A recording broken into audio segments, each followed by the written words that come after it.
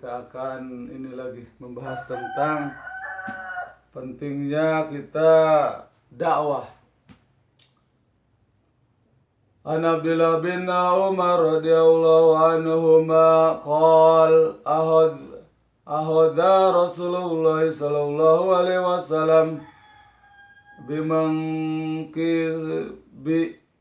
faqala hum fi dunya ka'annaka gharibun aw abiru sabili.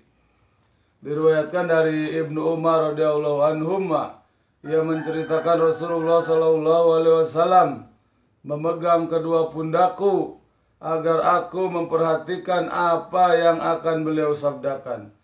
Lalu beliau bersabda, hiduplah kamu di dunia ini seolah-olah kamu orang asing atau seorang musafir. Hadis riwayat Bukhari. Bab sabda Nabi SAW, hiduplah kamu di dunia seperti orang asing atau orang yang sedang melakukan perjalanan. Hadis nomor 6416. Jadi hiduplah kita ini di dunia ini seolah-olah kita ini seorang musafir. Seorang musafir. Yang mana musafir ini perjalanan.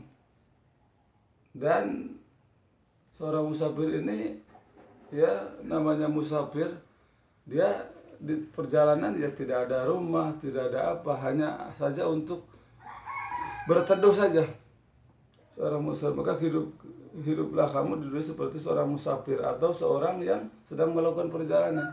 Jadi kehidupan kita di dunia ini, ya kita sedang berjalan, sedang musafir.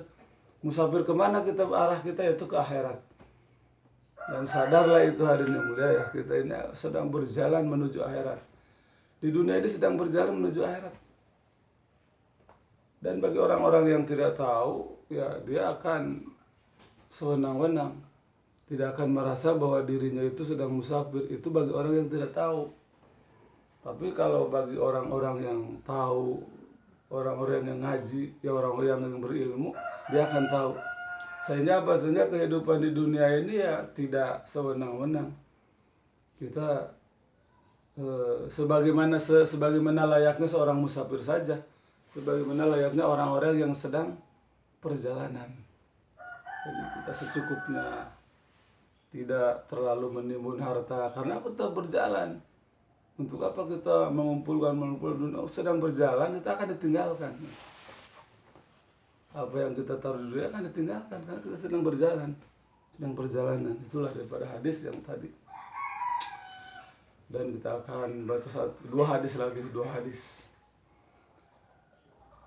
An Amir bin Auf radhiyallahu anhu qala Rasulullah sallallahu alaihi wasallam, fa wallahi mal faqra ahsa alaikum walakin hasi alaikum an tubsata alaikumud dunya kama busitat ala man kana qablakum fatana pasuha kama tanah pasuha watul hiyakum kama al-hathum. Diriwayatkan dari Amir bin Amr bin Auf radhiyallahu anhu bahwa Rasulullah sallallahu alaihi wasallam bersabda, demi Allah, bukan kemiskinan yang aku takutkan atas kalian, tetapi yang aku takutkan atas kalian adalah tersebar luasnya keduniaan harta benda pada kalian, sebagaimana telah tersebar luas pada orang-orang sebelum kalian, lalu kalian berlomba-lomba kepadanya, sebagaimana mereka dahulu berlomba-lomba, dan kemudian dunia itu melalaikan kalian, sebagaimana juga telah melalaikan mereka. Hadis riwayat Bukhari. Jadi Rasulullah SAW intinya di sini tidak mengkhawatirkan kita ini miskin, tidak. dan juga tidak mengkhawatirkan karena itu kelaparan, karena itu sudah dijamin oleh Allah Subhanahu wa taala. Umat Islam itu tidak ada yang sampai tidak makan. Umatnya baginda Rasulullah SAW ini tidak sampai. Dan Rasulullah pun tidak khawatir umatnya miskin, itu tidak khawatir. Umatnya miskin, umatnya susah itu Rasul itu tidak khawatir, tidak. Tapi Rasulullah SAW khawatir ketika umatnya ini banyak dunia. Itu Rasulullah khawatir. Ketika umatnya kaya, umatnya banyak usahanya, itu khawatir. Karena orang-orang yang terdahulu itu ketika diuji dengan keduniaan itu gagal. Seperti Fir'aun, Qarun, siapa lagi?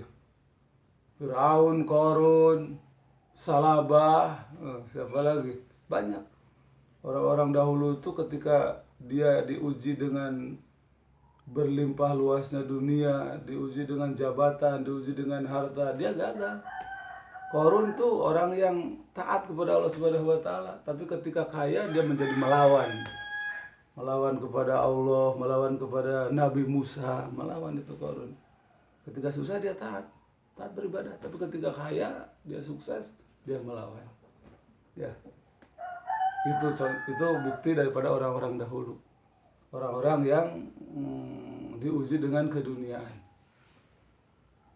Tapi makanya Rasulullah SAW tidak khawatir kalau umatnya miskin, tidak cemas. Umatnya miskin itu tidak cemas, tidak khawatir, tidak Rasulullah. Tapi ketika umatnya ditimpa kekayaan, ditimpa harta benda, maka Rasulullah khawatir umatnya itu menjadi lalai, menjadi melawan kepada Allah Subhanahu wa taala. Ujung-ujungnya mereka akan menanggung akibatnya itu di akhirat nanti.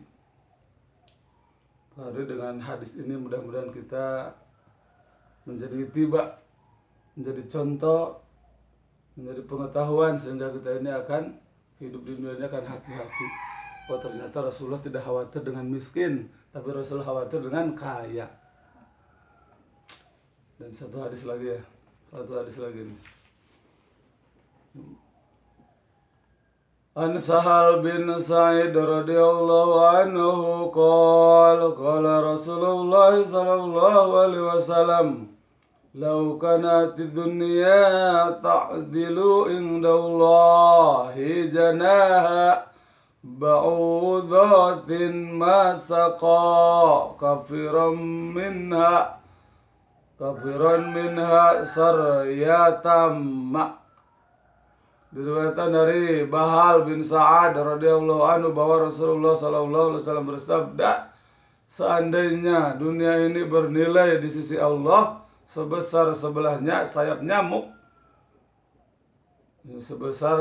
nyamuk saja, niscaya Allah tidak akan memberi minum orang-orang kafir walaupun hanya seteguk air. Hadis riwayat Tirmidzi. Katanya ini hadis sahih gharib bab tentang hinanya dunia dalam pandangan Allah Subhanahu wa taala, hadis nomor 232. Jadi Allah taala ingat, seandainya dunia ini ada harganya seharga satu sayap nyamuk saja, maka Allah Subhanahu wa taala tidak akan memberi minum orang-orang kafir walaupun seteguk air. Berarti dunia ini walaupun banyak tidak ada harganya. Walaupun orang punya mobil banyak, punya motor banyak, punya rumah bagus, punya perusahaan itu dan ini, ternyata tidak ada